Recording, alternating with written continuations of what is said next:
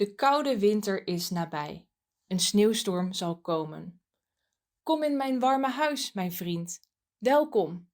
Kom hier, zing en dans, eet en drink. Dat is mijn plan. We hebben water, bier en melk vers van de koe. Oh, en warme soep. Here's the same dialogue in German. Der kalte Winter ist nahe. Ein Schneesturm wird kommen. Komm in mein warmes Haus, mein Freund. Willkommen. Komm her, sing und tanz, iss und trink. Das ist mein Plan. Wir haben Wasser, Bier und Milch frisch von der Kuh. Oh, und warme Suppe. Have you understood everything? Here it is in English. The cold winter is near. A snowstorm will come. Come in my warm house, my friend. Welcome. Come here, sing and dance, eat and drink. That is my plan. We have water, beer, and milk fresh from the cow. Oh, and warm soup. Let's hear what it would be like in Danish, Norwegian, and Swedish. Den kolde vinter er nær. En snestorm vil komme. Kom ind i mit varme hus, min ven. Velkommen. Kom her, syng og dans, spis og drik. Det er min plan. Vi har vand, øl og mælk frisk fra koen. Og varm suppe. Den kalde vinteren er nær. En snøstorm vil komme. Kom inn i mitt varme hus, min venn. Velkommen. Kom her, syng og dans, et og drikk. Dette er min plan. Vi har vann, øl og melk fersk fra kua. Og varm suppe. Den kalla vintern är nära. En snöstorm kommer. Kom in i mitt varma hus, min vän. Välkommen. Kom hit. Sjung och dansa. Ät och drick. Det är min plan. Vi har vatten, öl och mjölk färsk från kon. Och varm soppa. These later ones are probably slightly harder to understand, but they are still quite recognizable. Normally, apart from within the three Scandinavian languages, none of these languages are really mutually intelligible. This dialogue is specially constructed, using as much as possible only grammar and vocabularies common to all Germanic languages in order to maximize mutual intelligibility. However, the fact that it is even possible for me to construct such sentences shows how closely these languages are connected to each other. If you try to do the same with French and German, you'll find it almost impossible. You certainly won't get very far due to the comparatively large difference in grammar and vocabularies. Indeed, all the above languages were Germanic languages. In particular, Dutch, German, and English are West Germanic languages, while Danish, Norwegian, and Swedish are North Germanic languages. In this dialogue, you can see some notable differences between North and West Germanic languages. In the North Germanic languages, the word and sounds more like all, and the word beer is like öl. In fact, this last word is not completely alien to an English speaker. It is cognate to the English word ale. All Germanic languages have a common ancestor.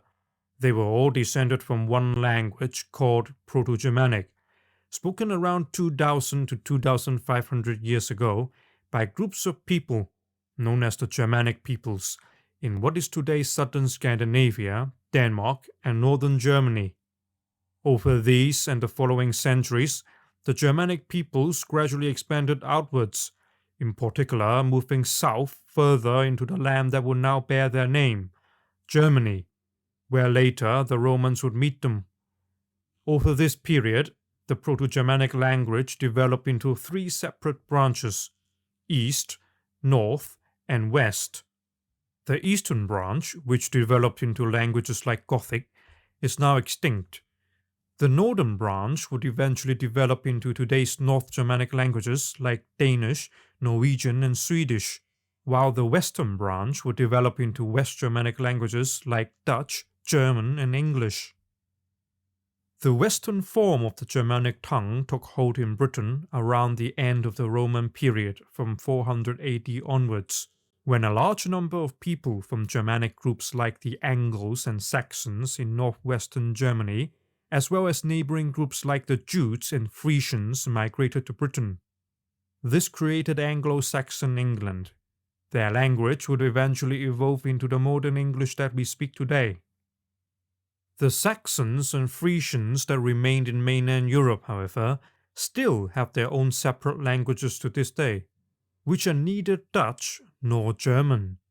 In the northern part of Germany today, a group of closely related regional languages known as Low German or Low Saxon are the direct descendants of the language spoken by the historical Saxon people. Low German is actually quite a different language to Standard German, which is a form of High German, so different that they are not mutually intelligible. It, along with the Frisian language, are among the languages most closely related to English today. Due to the dominance of Standard German, the Low German language is now to some extent dying, but there are still some people who speak it today in northern Germany. The root language of English is a West Germanic language called Old English, also known as Anglo-Saxon, which was spoken in England from the 5th to the 11th century. Old English has its roots in the Germanic languages spoken by the Anglo-Saxon tribes who migrated to England from what is now Germany and Denmark. Over time, Old English evolved and absorbed vocabulary from other languages, such as Latin, French, and Norse, resulting in the development of Middle English and eventually Modern English. English is closest to the following three languages, ranked from 1 to 3. 1. German. English and German both belong to the West Germanic branch of the Germanic language family. They have many similarities in terms of vocabulary, grammar, and sentence structure. 2. Dutch. Dutch is another West Germanic language that is closely related to English. Like German, it shares many similarities with English in terms of vocabulary and grammar. English and Dutch also have a shared history due to their close geographic proximity. 3. Frisian. Frisian is a language spoken by a small community in the Netherlands and Germany. It is the closest living language to English and shares many similarities with Old English. Some linguists consider Frisian to be the closest relative of English among the West Germanic languages. Term, Anglosphere, refers to a group of countries and regions where English is the primary language or has significant cultural and historical ties to the English-speaking world. These countries include 1. United Kingdom. The birthplace of the English language, the United Kingdom consists of England, Scotland, Wales, and Northern Ireland. 2. United States. As the most populous English-speaking country, the United States plays a significant role in the Anglosphere. English is the de facto national language of the United States. 3. Canada. English is one of the two official languages in Canada, along with French. English is primarily spoken in most provinces and territories, making it an integral part of the Anglosphere. 4. Australia. English is the official language of Australia, and it is the most widely spoken language in the country. Australia has a rich English-speaking heritage and shares cultural ties with the United Kingdom. 5. New Zealand. English is the predominant language in New Zealand and is an official language of the country. New Zealand has close cultural and historical connections with the United Kingdom. 6. Ireland. English is one of the two official languages in Ireland, along with Irish Gaelic. English is widely spoken and is the primary language for most Irish people. These countries, along with other English-speaking nations such as South Africa and various Caribbean countries, form the Anglosphere and share linguistic and cultural ties rooted in the English language.